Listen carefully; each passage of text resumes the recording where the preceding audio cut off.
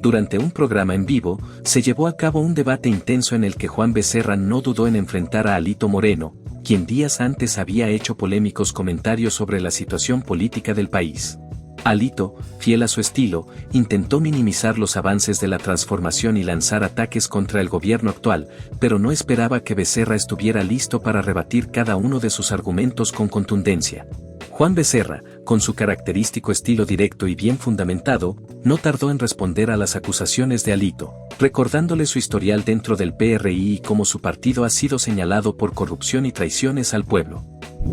A Alejandro Moreno, él es observador internacional de la COPAL, vienen de México, han hecho una observación a lo largo de esta jornada electoral, tienen ya un balance preliminar de cómo han visto el proceso hasta este momento y quiero empezar por ahí. ¿Cuál es el balance que han hecho de la jornada hasta este momento? Gracias, Cristian. Primero, gracias al auditorio por poder platicar con ustedes. Un gusto estar aquí en este maravilloso país como Ecuador. Y bueno, en la COPAL venimos más de 30 observadores internacionales de 15 países de América Latina y el Caribe, Cristian, y estuvimos desplegados en una misión electoral, una misión de observación electoral aquí en Quito. Estuvimos en Guayaquil, estuvimos en Cuenca, estuvimos en Guanabí, estuvimos este trabajo permanente de estar en las juntas receptoras de votos y lo que hemos percibido a lo largo de este día, de los días que estuvimos acá, porque hablamos con aspirantes, con candidatos y candidatas de binomios, con asambleístas, para escuchar el sentir de su participación en este proceso en Ecuador 2025. Nepotismo como aquel de José López Portillo, cuando nombró a su hijo, le dio un cargo en su gobierno y todavía se le ocurrió decir, es el orgullo de mi nepotismo. Eso sucedía en el PRI. Aquí sin agraviar al presente, Aurelio Nuño, exsecretario de Educación Pública,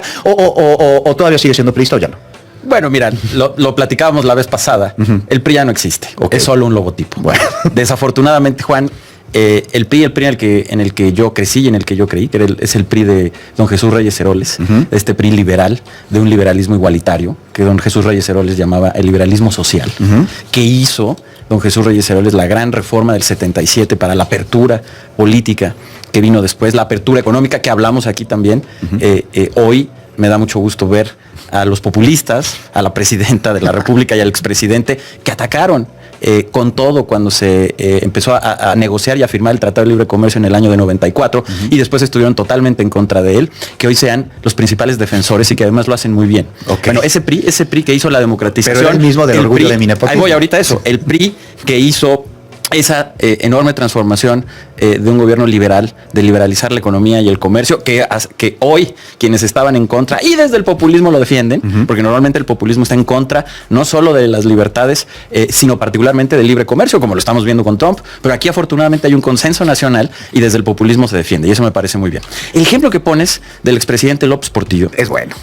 Y es dramático. Terrible. Es dramático. Y cuando se habla del desgaste que fue teniendo el PRI a lo largo de los años, es que muchas de estas actitudes empañaron o ensombrecieron las cosas buenas como las de Reyes Heroles. Fíjate lo contradictorio. Don Jesús Reyes Heroles fue secretario de Gobernación con López Portillo. Así es. Al inicio.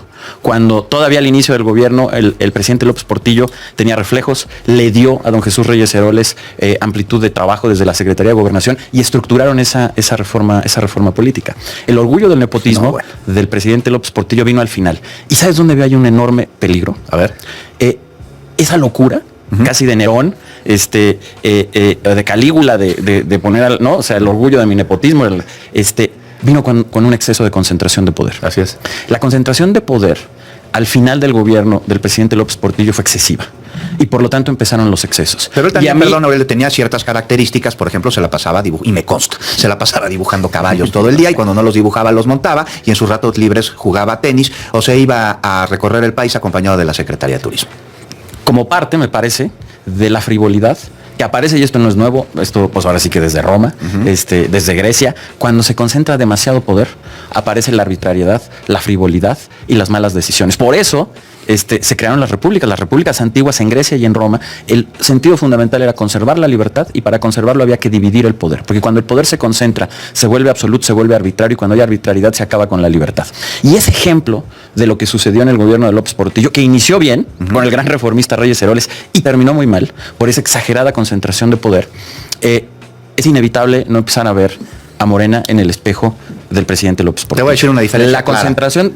Una clara, que es que la concentración de poder que puede tener Morena y partidos aliados el día de hoy se debe a un proceso democrático y a voluntad popular, a diferencia de lo que sucedía antes, Aurelio. Sí, pero la historia, y eso si nos vamos a ver, el mejor ejemplo de cómo cuando el propio poder derivado de una manera popular puede acabar en tiranía, pues los ejemplos de la historia otra vez están por todos lados, ni más ni menos el de la Revolución Francesa. La gran Revolución Francesa, libertad, igualdad y fraternidad, derivado no solo de una elección, de una revolución popular con una enorme potencia. En 1789. Sí, claro, pero estoy poniendo como un ejemplo porque esto no es nuevo.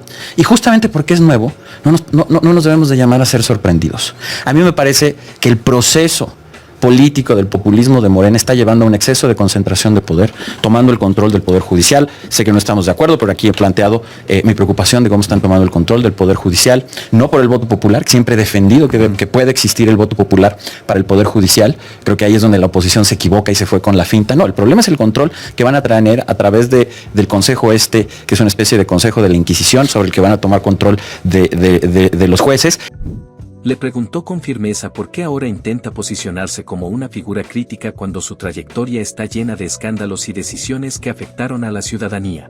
Alito, visiblemente incómodo, intentó desviar la conversación, pero Becerra no le dio tregua. El debate se tornó más intenso cuando Becerra le recordó a Alito sus recientes comentarios sobre cómo la oposición debía actuar sin escrúpulos para recuperar el poder.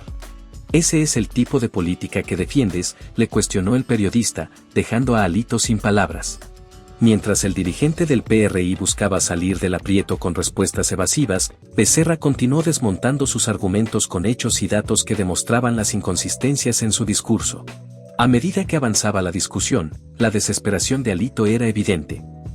Y más allá de eso, que hicieron una preselección de candidatos, como ya lo estamos viendo ahorita, entonces no importa por quién votes, ya están preseleccionados. Pero bueno, esa concentración... Pero eso es parte de responsabilidad también del Poder Judicial, el cómo se designaron los candidatos, porque interrumpieron su proceso de selección al parar al comité evaluador, Aurelio. No, eso es una cosa circunstancial. Yo lo veo... Sí. No, espérame, no, lo del Poder Judicial es lo de menos. Los candidatos preseleccionados están en los que envió el Poder Ejecutivo y el Legislativo. Claro, de acuerdo a sus funciones y a su... Sí, claro, pero están preseleccionando a puros candidatos que son favorables al régimen. Y entonces cuando uno vaya a votar, toda la opción de candidatos que vamos a tener enfrente ya estuvieron preseleccionados y son gente cercana y favorable al régimen. Eso va a acabar con algo muy importante, que es la división de poderes. Otra vez, una cosa que no es una novedad, no es el neoliberalismo, es la República desde Roma, que desde entonces ha habido una pugna entre el poder, dividir el poder o concentrar el poder. Pero a ver, ¿qué haces cuando así vota mayoritariamente el pueblo y es totalmente constitucional el que la repartición de curules o la iniciativa de reforma al Poder Judicial sean un hecho? Aurelio, ¿cuál es el papel de la oposición ante esto que señalan como un supuesto peligro? Me parece que tienen que mejorar el discurso, sí, acercarse a la ciudadanía, hacer territorio,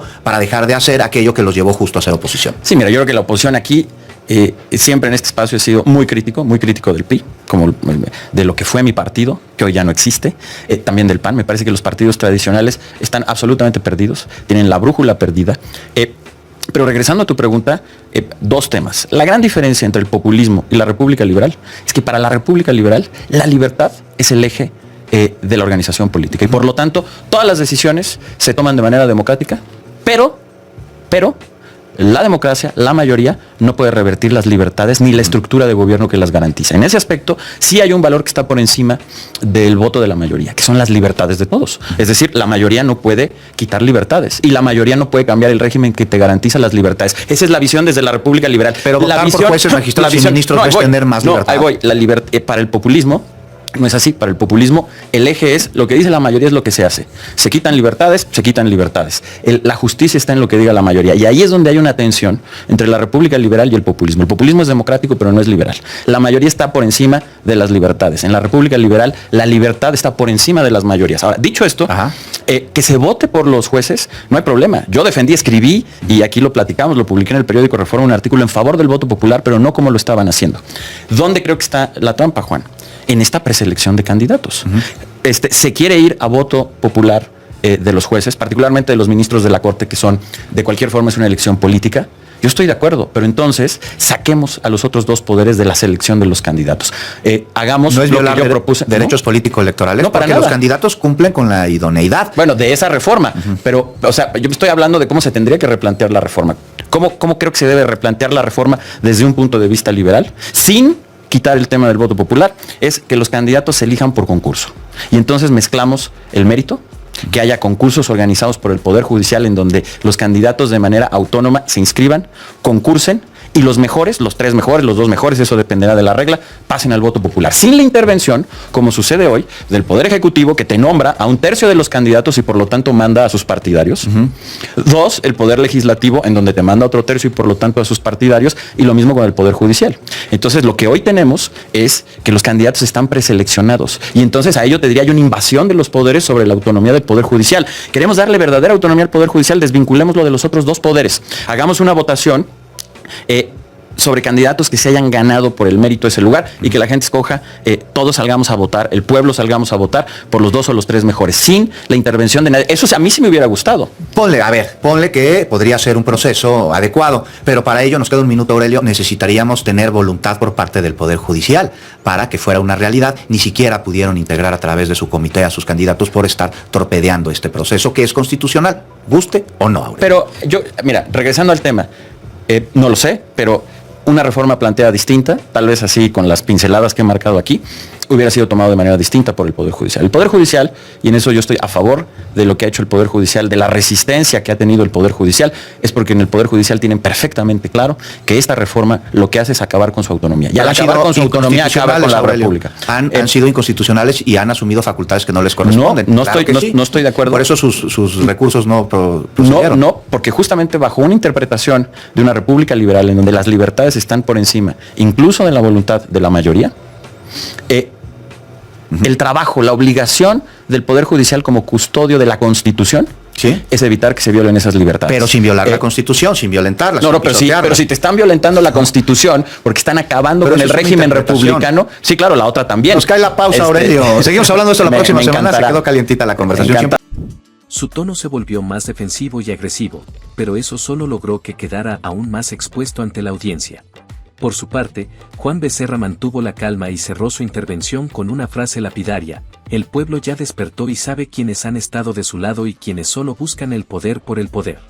Las redes sociales estallaron de inmediato con reacciones apoyando la intervención del periodista. Al finalizar el programa, la imagen de Alito quedó aún más deteriorada. Los espectadores fueron testigos de cómo intentó justificar lo injustificable y cómo Juan Becerra le dio una lección que no olvidará pronto. Mientras tanto, el periodista fue reconocido por su valentía y claridad, dejando claro que el pueblo ya no se deja engañar con discursos vacíos y promesas sin fundamento. Gracias por acompañarnos hasta el final. Esperamos que este video les haya sido útil para entender más sobre el gobierno de México y el papel clave que juega Claudia Sheinbaum en la transformación del país. Si les gustó el contenido, no olviden darle like, suscribirse al canal y activar la campanita para que no se pierdan ninguno de nuestros próximos videos. Nos vemos pronto con más información importante sobre el futuro de México. Hasta la próxima.